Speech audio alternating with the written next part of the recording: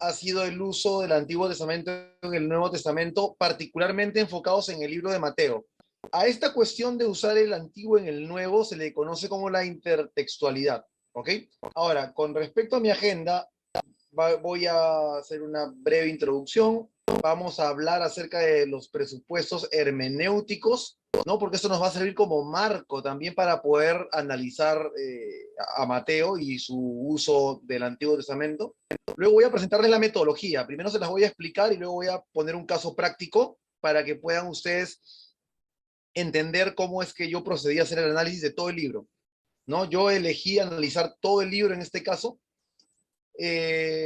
para poder llegar a resultados globales, ¿no? Que es lo que presento en el cuarto capítulo de esta investigación y finalmente compartiré pues mis conclusiones, ¿ok?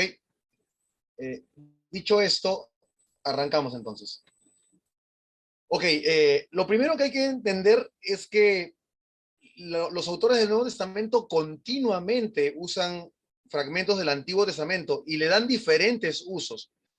¿Ok? De hecho, ahí yo pongo en la mano derecha un libro bastante famoso que en realidad es un compendio de ensayos en donde se mencionan algunas estadísticas, ¿no? Ahí podemos ver que hay 295 citas en el Nuevo Testamento, lo que viene a ser casi un 5%.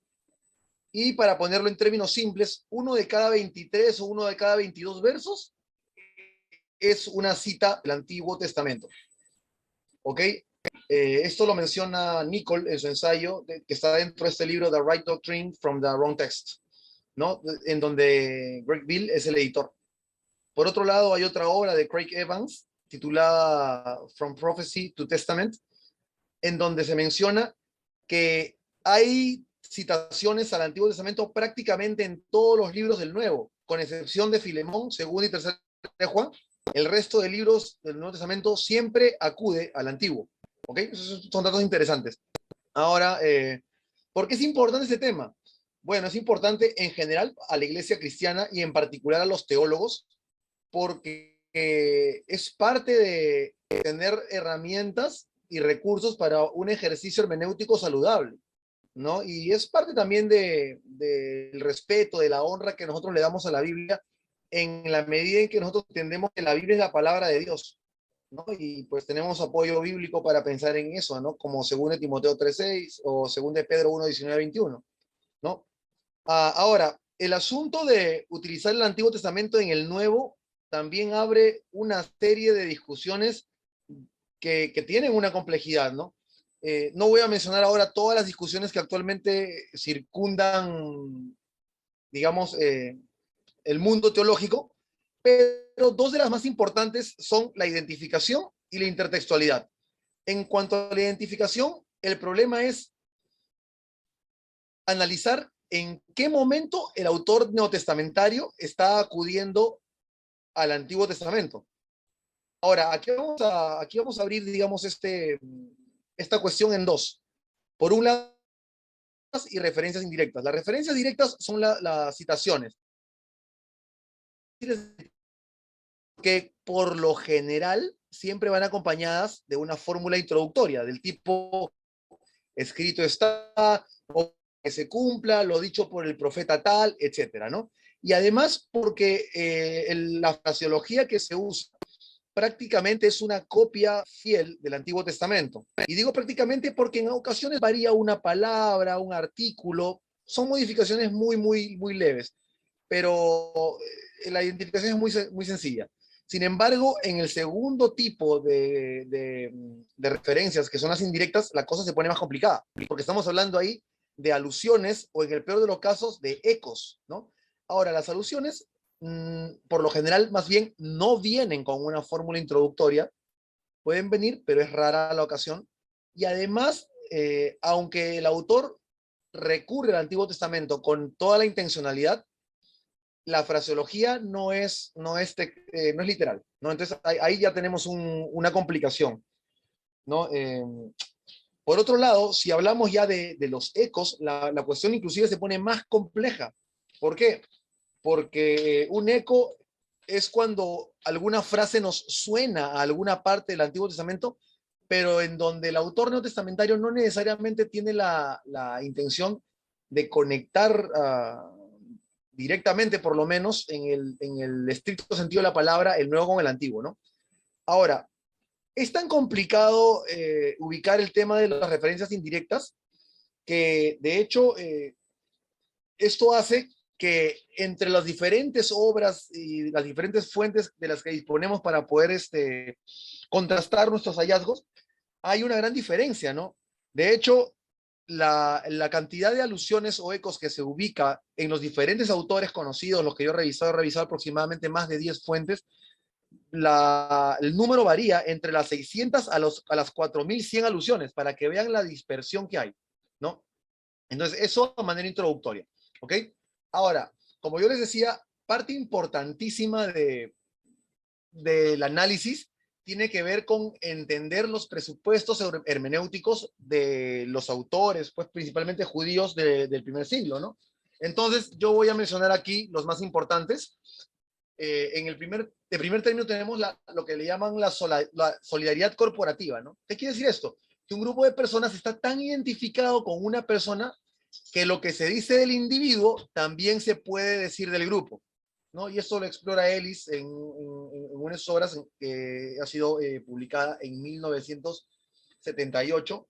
La obra a la que hace referencia aquí es Prophecy and Hermeneutic in Early Christianity, ¿no? Luego, el segundo principio es el conocido como la representación de Israel, que básicamente dice que Cristo representa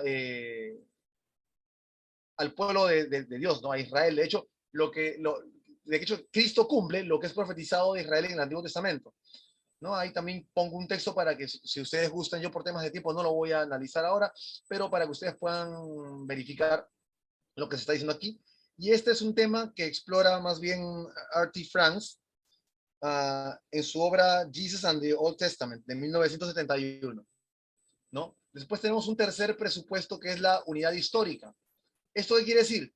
Quiere decir que basados en la creencia de la autoría divina de la escritura, podemos estar convencidos de que las partes tempranas están diseñadas para corresponder y apuntar a las tardías, ¿no? Y esto lo podemos ver también en una de las obras de Charles Dodd, ¿no? Un cuarto presupuesto hermenéutico es el hecho de que los judíos pensaron que cuando llegó Cristo, ellos habían entrado ya en la era escatológica, en la era de cumplimiento. Y por lo tanto, bajo este tamiz, ellos van a interpretar las escrituras, ¿no? Y ahí también pongo varios versículos, Marcos 1:15, Hechos 2:17, 1 Corintios 10:11, etcétera, ¿no? En donde podemos ver evidencia de eso. Y un quinto presupuesto hermenéutico de los judíos del primer siglo tiene que ver con Cristo como el fin de la ley. Pero esto no tiene que, o sea, no quiere decir que Cristo vino a terminar con la ley, sino por el contrario, que la ley apunta a Cristo, que Cristo es el cumplimiento de la ley. Y por lo tanto, él se convierte en un personaje clave y de hecho crítico para la interpretación de toda la escritura. ¿Ok? Y también ahí hay unos versículos para que ustedes puedan revisar luego. Bien. Con esto en mente, quiero también compartir con ustedes ahora la metodología que he utilizado para mi análisis, ¿no? Ahora, aquí cabe resaltar que para esta metodología revisé el Handbook on the New Testament Use of the Old Testament de Greg Beale. Greg Beale tiene una metodología bastante más larga, yo la he sintetizado para este trabajo de investigación, rescatando sobre todo lo más importante, ¿no? Entonces, todo empieza por identificar las referencias. Aquí, como yo ya lo había comentado, las referencias directas son muy fáciles de identificar. De hecho, cuando yo hice mi propio trabajo de investigación, comparé con lo que tenía Greg Beale en su obra y había una coincidencia de 100%. ¿Por qué es fácil? Ya les decía, porque la mayoría de estas citas viene con una frase introductoria, porque la fraseología es prácticamente la misma, y de hecho, hoy por hoy ya hay muchas Biblias, yo me basé en la Biblia de las Américas, para poder ubicar estas citas. Y en estas Biblias modernas, pues las frases del Antiguo Testamento están o en cursivas o están en mayúsculas y eso facilita más todavía el trabajo, ¿no? Entonces, esta parte fue bastante sencilla. La parte complicada fue la parte de identificar las alusiones y los ecos. Entonces, ahí sí tuve que analizar el comentario que Greg Beale y D.A. Carson tienen, pero no he tomado todas las alusiones y los ecos, sobre todo en el caso de los ecos. Más bien yo hice mi propio análisis y he considerado de manera subjetiva lo que a mí me ha parecido para poder llegar a los resultados que en unos minutos voy a mostrarles. ¿Ok? Entonces, eso con respecto a la identificación. El segundo paso tiene que ver con entender lo que quiso decir el autor neotestamentario y lo que pretendió que entendieran los oyentes, ¿no? La audiencia de su momento. Algo similar ocurre con el tercer paso, que consiste en entender el contexto del Antiguo Testamento. Del mismo modo, ¿qué entendió el autor veterotestamentario? ¿Qué quiso que entendiera su audiencia? ¿No? El cuarto paso es el uso en el judaísmo, tanto temprano como tardío, y esto aplica siempre y cuando encontremos información relevante para el análisis. El quinto paso es explorar un poco el trasfondo textual. Del mismo modo que el paso 4, si es que encontramos algo relevante, lo tomamos y lo usamos, ¿no? El sexto paso es el uso hermenéutico. Esto quiere decir analizar cómo interpretó el autor neotestamentario el contenido veterotestamentario. Es decir, qué relación encontró él entre uno y otro. Y finalmente, el séptimo paso de la metodología es analizar la aplicación teológica, ¿no? ¿Cuáles fueron las conclusiones a las que todo este ejercicio le llevó al autor del Nuevo Testamento? ¿Ok? Entonces, descrita la metodología, como les había mencionado, voy a hacer un caso práctico, solo uno, para no hacer muy densa mi exposición. ¿Ok? Y para esto he tomado la frase de mayor discusión en todo el Evangelio de Mateo con respecto a ese tema de la intertextualidad, que es el que se ubica en Mateo capítulo 2, verso 15. Voy a leer yo solamente la última parte. Dice, para que se cumpliese lo que dijo el Señor por medio del profeta cuando dijo, de Egipto llamé a mi hijo. Ahora, aquí el contexto del Nuevo Testamento es bien simple, ¿no? Acá simplemente se está narrando la huida a Egipto y el retorno de la Sagrada Familia, ¿no? Si ustedes se acuerdan, cuando pues había la amenaza esta de muerte de los niños por parte de Herodes, y entonces el ángel le advierte a José, y entonces José se va a Egipto, y cuando ya pasa el peligro, él regresa, ¿no? Y esto es visto por Juan el Bautista como relacionado a lo que luego vamos a analizar en el contexto del Antiguo Testamento, particularmente en el libro de Oseas. Ahora, ¿por qué hay tanta discusión con este verso? El asunto es que cuando analizamos Oseas, el contexto del Antiguo Testamento no tiene nada que ver con Jesús, no tiene nada que ver con el Mesías, sino que más bien es un recuento, es una alusión pura y simple del Éxodo, ¿no? De hecho, ustedes pueden ver cómo empieza Oseas capítulo 11, verso 1. Dice, cuando Israel era muchacho, yo lo amé, y de Egipto llamé a mi hijo. En los versículos subsiguientes del profeta Oseas, vamos a ver pues esta utilización del plural que refuerza la idea de que Oseas no tiene ningún pensamiento mesiánico ni cristológico en mente, sino que se está refiriendo de forma bastante plana al pueblo de Israel y al episodio pues del Éxodo, ¿no? Y el tiempo en que ellos estuvieron en Egipto y cómo Dios los sacó de ahí, ¿ok? Entonces, ya lo había mencionado, el contexto del Nuevo Testamento es la huida y retorno de la Sagrada Familia, el contexto del Antiguo más bien es una referencia plana al Éxodo. En cuanto a las fuentes judías, sí es interesante que en la gran mayoría de estas fuentes, llámese deuterocanónicos, pseudoepigráficos y demás literatura judía, se puede encontrar que el Éxodo es un tipo de salvación mesiánica, ¿no?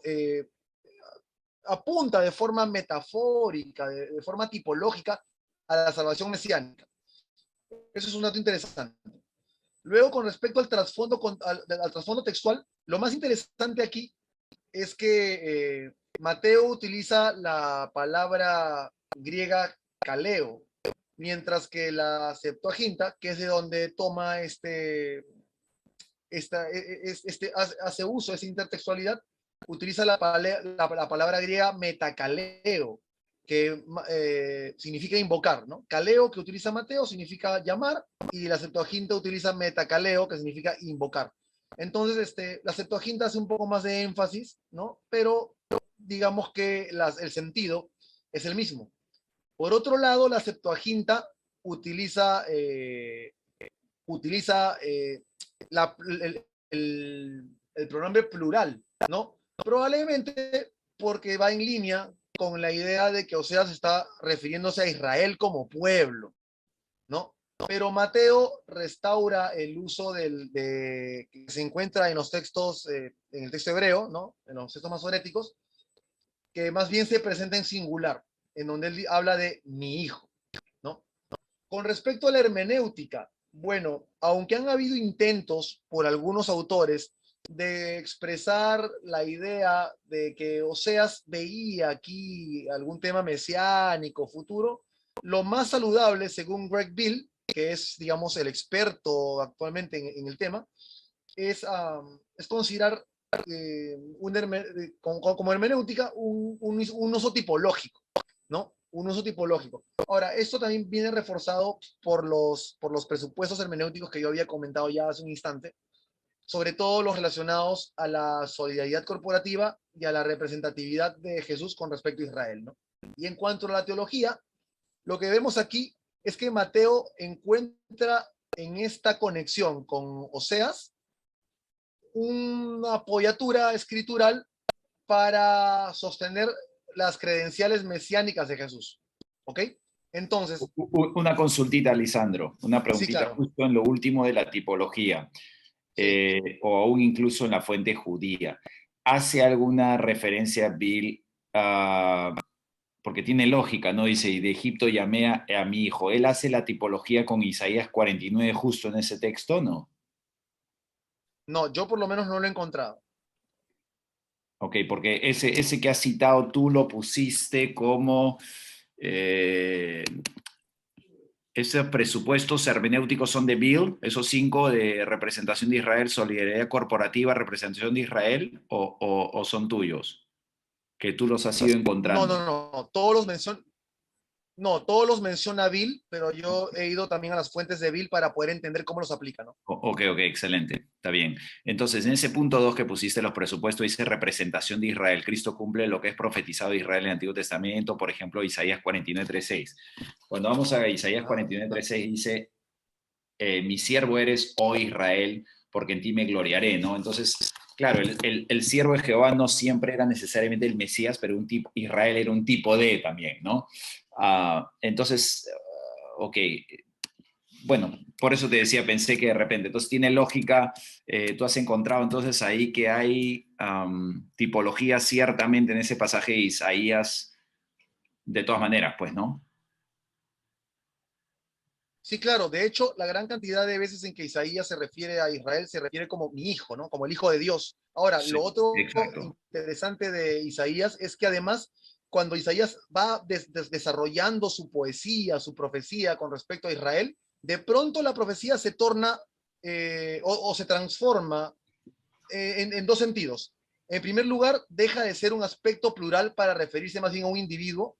Y en segundo lugar, de pronto le incorpora características gloriosas, ¿no? Casi divinas, lo que dificulta pensar de que solamente se está refiriendo a Israel per se, ¿no? Ya sea que Isaías era plenamente consciente de esto o inspirado por el Espíritu Santo, él escribió de esa forma sin saber que esto luego iba a apuntar hacia el futuro, ¿no? Okay, claro, como en 51, el siervo sufriente y eso en adelante, ¿no? Exacto, exacto. 52 y 53, capítulos 52 y 53. Ese es un ejemplo clarísimo, ¿no? De Ujú. cómo hay una transición de hablar de plural a singular, de hablar de un pueblo, un individuo, y de hablar primero en términos humanos, y de pronto el tema comienza a coger una fuerza mesiánica, una fuerza divina, ¿no? Me parece que Claro, Rodrigo estaba levantando la mano, entonces no sé si ok, quieres preguntar algo aquí, hermano. Rodrigo. Perdón, hermano, se congeló su sonido. No sé en qué parte se congeló, pero te decía, estabas levantando la mano, entonces pensé que tenías alguna consulta. No, disculpe, es que es la laptop de mi esposa. Ah, ya, ya. Estoy en la nueva tecnología. Ah, ya, ya. No, para que continúe, porque si no Ya, se Lisandro, extiende. gracias. Ya, Adelante, adelante. ya, Sigue ya, genial, nomás. genial, genial. Bien, entonces les decía, me he basado en la metodología metodología de Greg Beale, pero yo he aplicado una versión sintética, ¿no? Con esto había puesto un ejemplo para que les quede claro qué es lo que he tenido que hacer yo con todas las referencias que he encontrado al Antiguo Testamento, y ya con esto voy a ir, digamos, concluyendo mi exposición, y quiero mostrarles ahora lo que he encontrado. Lo primero es que he encontrado 76 referencias al Antiguo Testamento. Yo estoy viendo aquí que mi conexión a internet está inestable, así que si se congela o algo, por favor me avisan, ¿ok? Entonces, de estas 76 referencias, 40 son citas y 36 son alusiones. Entonces ahí podemos ver que es como que 50-50, ¿no? Hay bastante distribuido la forma en que referencia Mateo.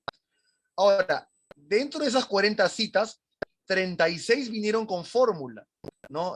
Ya les decía, ¿no? La fórmula es esta de tipo escrito está, o para que se cumpliera lo dicho por el profeta tal y tal y tal, etcétera, ¿no?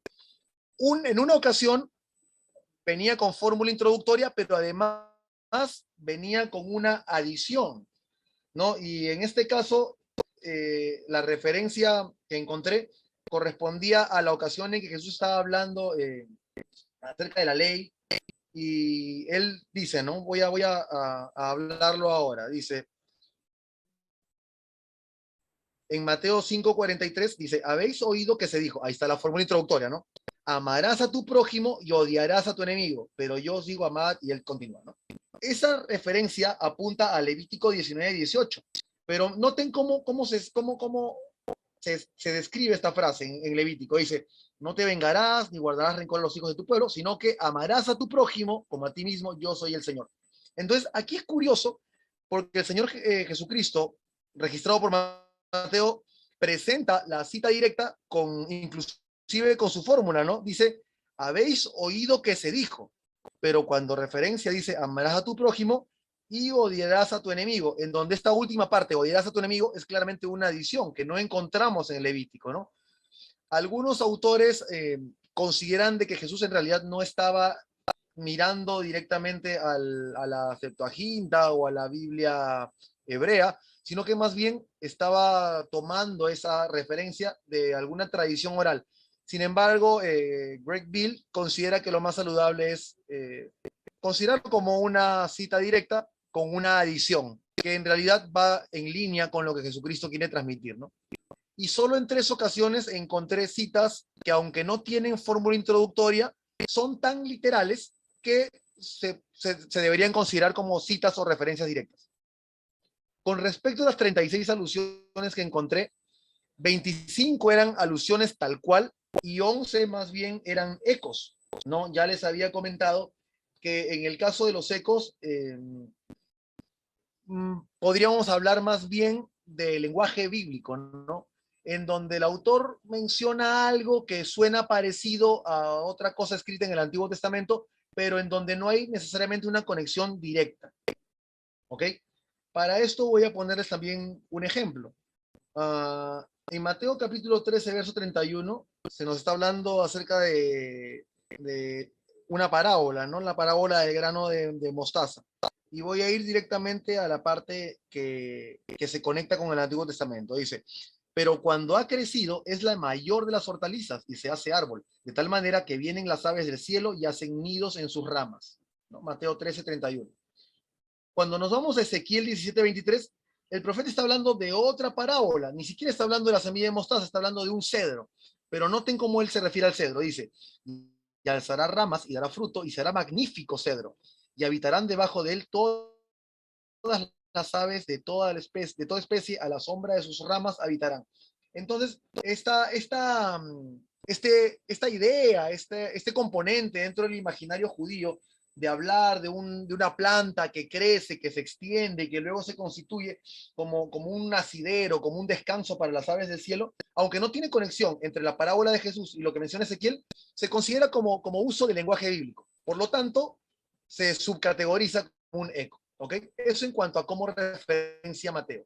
Con respecto a las fuentes que él toma, solamente voy a analizar las 40 citas encontradas, porque como ustedes comprenderán, las otras 36, al tratarse de ecos o alusiones, no hay una traducción literal, entonces no, es imposible saber de dónde tomó. Si tomó de la Septuaginta, si tomó del texto masorético, no se puede saber. Por eso analizamos solamente las 40 citas. Y en ese sentido, de las 40, 27 citas vienen de la Septuaginta, 9 vienen de Marcos, 2 vienen de textos masoréticos y 2 más no se pueden determinar, no está disponible la determinación, ¿no? Ahora, de las 27 citas que vienen de la Septuaginta, en 11 casos podemos notar que la Septuaginta traduce literalmente del texto masorético. En un caso podemos ver que Mateo recurre a la Septuaginta, pero mediante Q. En 9 casos recurre a Septuaginta, pero aplicando cambios menores. Como ya lo he comentado hace un instante, le agrega una que otra palabrita o cambia alguna palabra, algún artículo, pero que no modifique en nada el sentido. Y en 6 ocasiones no dispongo de detalles suficientes para poder darles un mayor análisis. En el caso de las 9 citas que se toman desde Marcos, vemos que en 2 casos Marcos ha traducido directamente el texto masorético. En 3 casos Mateo recurre a Marcos aplicándole cambios menores y en 4 no hay mayor detalle. ¿Okay? El resto son tan pocos casos que no los voy a analizar. Con respecto a los libros que Mateo utiliza, aquí más bien encontramos utilización en 83 textos. Ahora ustedes dirán, ¿por qué 83? Si al principio nos había comentado Lisandro que en su investigación había encontrado 76 referencias. Bueno, 83 textos han sido encontrados porque en algunos casos, en una sola referencia, la persona que está citando toma de dos o de más fuentes del Antiguo Testamento. Y eso concuerda con una práctica rabínica de la época, en donde para sustentar algún punto o para poder darle fuerza a alguna enseñanza de tipo teológico o moral, planteaban un solo concepto, pero conectando más de un texto veterotestamentario, ¿no? Entonces, no ocurre siempre, de hecho ocurre muy rara vez, pero eso hace que 76 referencias nos lleven a 83 textos analizados del Antiguo Testamento, ¿ok? Ahora, dentro de estos 83 textos, los libros más nombrados son Isaías con 14 ocurrencias, Deuteronomio con 14 ocurrencias, perdón, ¿no? Isaías principalmente lo referencia a Mateo para demostrar credenciales reales y mesiánicas mediante la aplicación o el cumplimiento de profecías.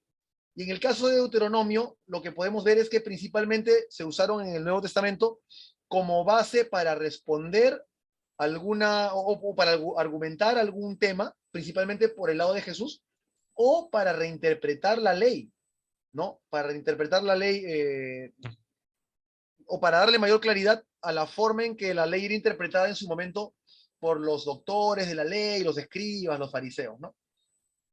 En tercer lugar tenemos a los salmos con 12 ocurrencias, pero en los salmos más bien la utilización es variada, por lo tanto tampoco aplica acá mucho análisis, acá encontramos de todo, cumplimiento profético directo, cumplimiento profético doble, tipología, encontramos de todo acá.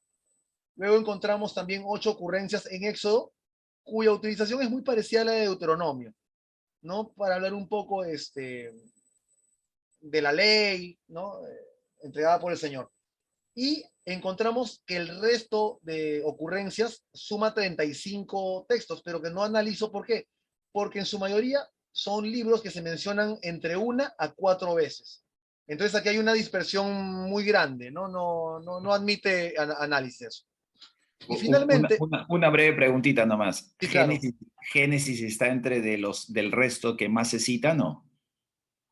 O sea, digamos 3, 4 o no. muy poquito.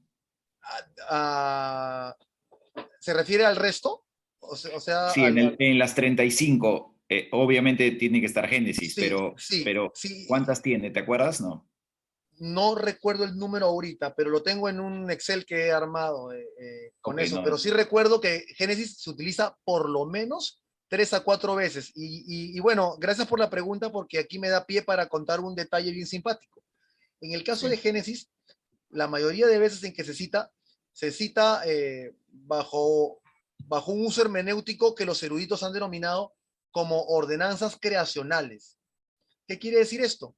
Quiere decir que ciertos pasajes del Génesis son considerados como ordenanzas, como el uso que se les da en el Nuevo Testamento son similares a como si estuviéramos tratando con aspectos de la ley. Y en el caso de Mateo, eso sí lo recuerdo ahora, podemos encontrar, por ejemplo, algunos usos que Jesús hace del Génesis cuando está explicando aspectos al respecto del matrimonio y del divorcio, ¿no? Entonces, eso es lo interesante, que los eruditos modernos han categorizado estos casos como ordenanzas creacionales, ¿no? Entonces, ¿seguimos? Adelante, adelante. Ya, ok. Y finalmente ya con eso termino, porque sé que mi exposición ha sido un poco densa por los números y todo.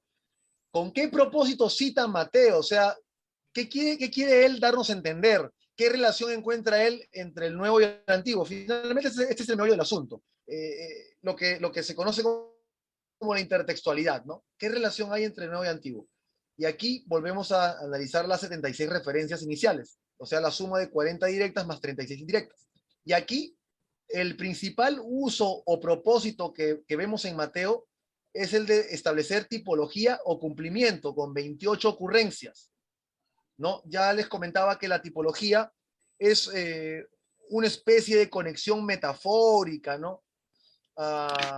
Parafraseológica que se encuentra entre algún aspecto o algún grupo de personas o inclusive de objetos del Antiguo Testamento que son tipo o que apuntan a algún aspecto del Nuevo Testamento, en este caso principalmente a Cristo, ¿no? Y luego, al abrir estas 28 ocurrencias, vemos que 12 son tipologías, 10 son cumplimiento directo. ¿Eso qué quiere decir? Son profecías que no se han cumplido hasta este momento, hasta el momento en que Mateo escribe. Entonces Mateo considera que esa profecía se está cumpliendo por primera vez delante de sus ojos o que está por cumplirse todavía en un futuro probablemente cercano, ¿no? Y aquí podemos encontrar, por ejemplo, algunas profecías relacionadas al nacimiento virginal del Mesías, ¿no? Evidentemente, esa profecía no se había cumplido en el Antiguo Testamento, entonces Mateo considera que Jesús está cumpliendo con eso por primera vez, y a ese tipo de cumplimiento profético se le llama cumplimiento directo. Por otro lado, tenemos que las 6 restantes son más bien de cumplimiento doble. Aquel cumplimiento que ha sido evidente probablemente durante el tiempo en que escribió el profeta veterotestamentario o en el periodo posexílico, pero que sin embargo Mateo tiene razones suficientes como para considerar que hay más de una capa de cumplimiento profético y que en su momento, ¿no? En el primer siglo, esta profecía está volviendo a cumplirse. Y aquí, por ejemplo, una referencia clásica que puedo mencionar es cuando Isaías habla acerca de un niño, ¿no? Un niño nos es nacido, hijo nos es dado. Ahora, la mayoría de cristianos, probablemente, si no tenemos mayor acercamiento al análisis profético, la mayor parte de veces hemos escuchado eso aplicado a Jesús. Sin embargo, se sabe que Isaías más bien se estaba refiriendo a su propio hijo, ¿no? Al hijo que le nació, que iba a ser por señal, para evidenciar que el Señor estaba a punto de cumplir lo que le había prometido Israel, ¿no? Sin embargo, aquí Mateo ve que en Jesucristo se vuelve a cumplir esa profecía, pero en una segunda capa, en un segundo nivel. Ya a este fenómeno se le llama el cumplimiento doble. Entonces, 12 tipos, 10 cumplimientos directos y 6 cumplimientos dobles, ¿no? Y todo esto apuntando ¿a dónde? Pues como ya lo habíamos mencionado también hace un instante, a demostrar que Jesús era el Mesías, que Jesús era el Mesías por un lado, esperado para el pueblo de Israel, pero que también era el Hijo de Dios. Eso quería Mateo, ¿no? Y entonces estaba argumentando su caso. ¿Basado en qué? En estas tipologías o profecías, ¿no? En segundo lugar, encontramos 23 ocasiones que son o de aplicación o de reinterpretación de la ley, ¿no? De las escrituras. Entonces, en cuanto a la aplicación, pues vemos aquí principalmente ocasiones en donde Jesús se enfrenta a alguna pregunta, algún cuestionamiento, o de hecho quiere enseñar algo, y entonces va y recurre al Antiguo Testamento. Y en el caso de la reinterpretación, tenemos principalmente este episodio en donde Jesús está hablando con los escribas y los fariseos y les está planteando lo que los eruditos han denominado las antítesis, ¿no? Estos famosos fraseos que empiezan por habéis oído que se dijo en la antigüedad, mas yo os digo tal y tal y tal y tal cuestión, ¿no?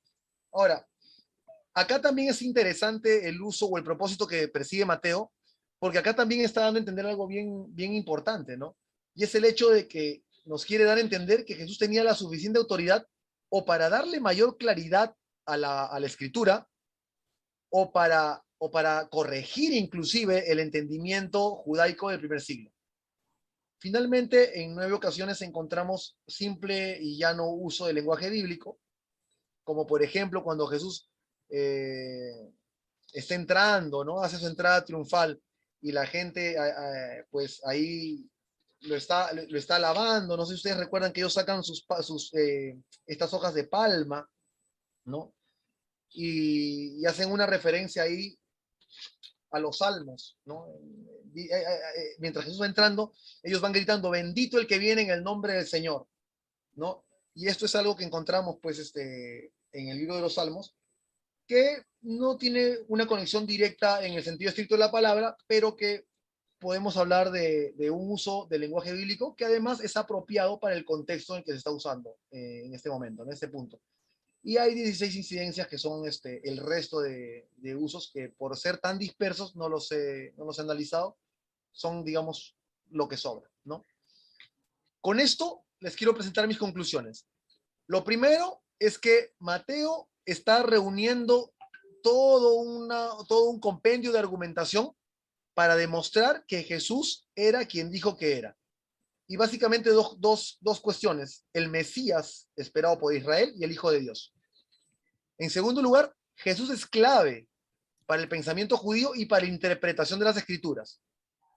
En tercer lugar, Mateo ve a Jesús como el verdadero Hijo de Dios, por lo que afirma la autoridad que él tiene para corregir, para iluminar la interpretación bíblica, ¿no?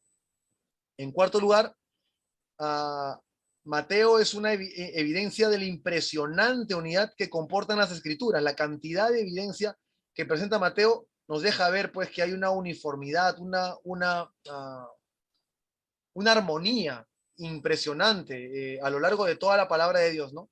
Que finalmente me lleva a la última conclusión. La evidencia que presenta Mateo es abundante, es avasalladora, es contundente. Jesucristo realmente es el Mesías y es el Hijo de Dios. Muchas gracias.